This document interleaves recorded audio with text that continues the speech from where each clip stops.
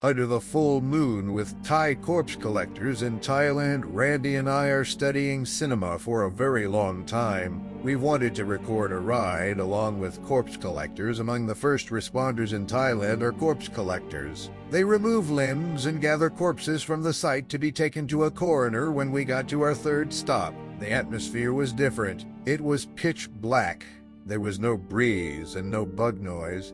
There was the sound of a dog howling in the distance. As we were making our way to the area, a police vehicle drove by. "Your dead body walked that way," a police officer replied. Rolling down his window and pointing to a little lane, we were all four unsure of what he meant. As we arrived, we saw that a little passageway between two apartment buildings was blocked by a mob of people. Our buddies who collected corpses, Ben and Sam, persevered, and we did our best to act like we belonged there. The emblem of the foundation was a sticker we wore on our shirts. We noticed him when we eventually got a good look. The guy was elderly and had a cleaver embedded in his skull. It seemed as if he was still roaming about in ignorance of his death. He continued to drive others away from him. It surprised me how strong he was. He shoved so hard that two grown guys collapsed to the ground. "Where are you going?" A lady in the throng kept shouting, "Please give up." At last, the guy with the cleaver in his head Saturday down on the bench. One of the bystanders said that he fed the pigeons there every evening. I was so startled by what I saw that I failed to see Randy go by me.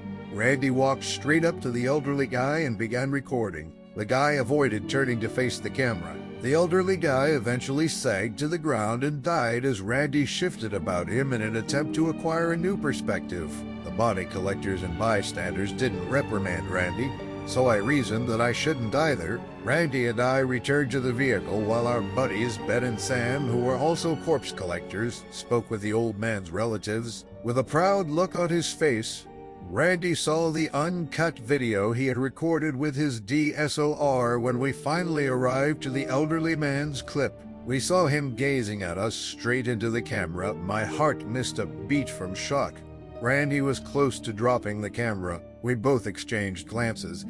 It was obvious that throughout Randy's shooting, we both felt certain he avoided looking directly into the camera. I swear I saw the elderly guy sitting up at the back of the vehicle as I glanced in the rear view mirror on our trip to the coroner's office. I told myself it may have been the wind moving the bag. I didn't want the other people to believe I was losing it and start to panic. A gang of stray dogs began barking at our vehicle while we were stopped at a traffic signal in what was still a rather isolated part of the city. Sam gave the dogs a puzzled look. Suddenly, Sam became really alarmed upon seeing Randy in the rearview mirror. After opening the passenger door and getting out of the vehicle, Sam pulled Randy outside by the collar of his shirt. We didn't know what was going on. Ben saw Sam show Randy his sticker. Ben shook his head, closing his eyes in shock. We had been issued stickers with the insignia of this specific corpse collectors charity earlier before we left the headquarters. Sam and Ben checked us over and made sure we had put it on before letting us get into their vehicle. We just believed they wanted people to believe we were part of the scene of the crime. However, that wasn't the primary cause. Although there are several corpse collection foundations, you may see a common element in all of them if you look at their logos. There was a sign embedded in each logo that was meant to fend off bad spirits. When I looked at Randy's sticker, I was astounded. He had his sticker facing the wrong way. Sam and Ben ensured sure our stickers were applied appropriately. It has to be intentional for it to be upside down. Randy began to apologize excessively as Sam threatened to abandon him in the middle of a nighttime road, surrounded by trees and with no buildings in sight. He acknowledged that the night had been so dull up to that point that he turned it upside down to see what would happen. Sam shouted that we were now tagged and that the upside-down sign is an invitation. Ben was trying to soothe him, but Randy and I were examining the stray canines intently. When I realized that none of them had eyes, I gasped. And while I believed I was seeing things, one of the ones that seemed to be the farthest away appeared to be without a head. The dogs had stopped barking. They gave us no glances at all. Beside us, they were staring into the field. That's when we first noticed it. Pale individuals in their underwear. By the distance, they seemed to be between 7 and 8 feet tall, arranging oneself in rows. Moving slowly in our direction, turning around, I intended to inform Ben and Sam, but was startled to find the cleaved old guy gripping the side of the cargo bed like a side pillow. He did not move, but he smiled, something he had not done before. My spirit felt as it left my body.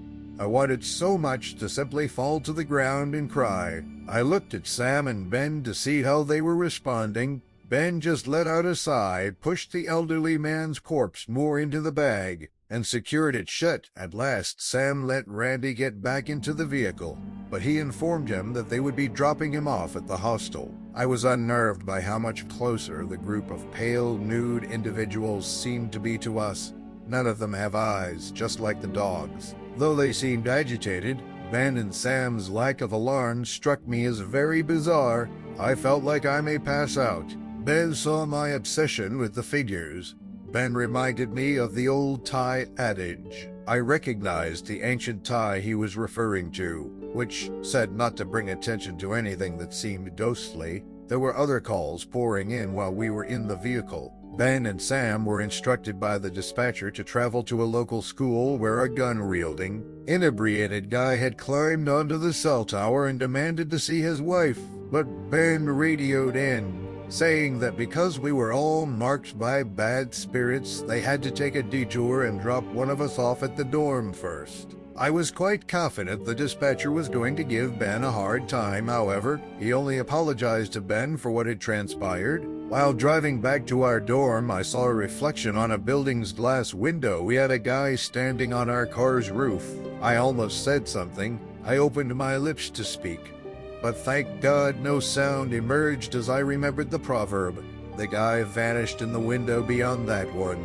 Randy remained silent. Ben and Sam drove them back to the dorm even though he knew they didn't have to. But Randy became bolder once we were on the road that led directly to our dorm. He inquired as to what being marked meant and if he could take any further action. Ben said that while their supervisor could purify him, he wouldn't do so tonight, not when you get paid. Randy started to become upset. He asked for their assistance. Sam made fun of the fact that he could leave Randy at the temple if he so desired. Randy began to swear at them, saying that his inquiry earlier, when they were gathering fingers, was the reason they were leaving him. Ben handed Randy a sticker with the insignia of their foundation and instructed him to place it on his room door and keep it closed. That should help him get through the night. The sound of the dog wailing startled Randy, and he began to weep. Sam and Ben remained unimpressed. I could see Randy didn't care when I assured him I would get plenty of footage for our movie at last. We headed to the coroner's office to leave the elderly guy behind conveniently. The Corpse Collection Foundation headquarters was located just next to the coroner's office. Sam called Rita, a security officer stationed at the entrance, by radio. He inquired about the number of persons she saw in her vehicle. 5, she said. Ben turned to face me and remarked that Rita could see the 2 other persons that arrived with us. Any ghost would normally be unable to attach itself to her automobile because of the emblem, but some are strong enough to overcome it. However, they were still unable to enter the vehicle. I waited outside while Ben and Sam transported the elderly man's corpse to the coroner. I got the urgent need to go to the bathroom. From what I could see, the men's room was located at the end of the hall. However, light was emanating from it. I could hear people laughing and chatting as I drew nearer. It sounded like a party. It didn't seem so terrifying. I thought when I opened the door after that, nothing was there. Nobody was inside at all. I dashed back toward the center, where a few more people were seated, as quickly as I could. Then Randy started sending me texts on my phone. He said that there were suddenly several individuals standing atop the partially completed, abandoned building across from our hostel and peering directly into the window of his dorm room. I replied to him with a message telling him to heed Ben's advice and not open the door, but Randy simply cursed at me and told me that I was to blame for everything. I was at a loss for words. Ben's supervisor, the dispatcher, stopped over to give me a pat on the back. Despite his intimidating appearance, he appeared like a kind man.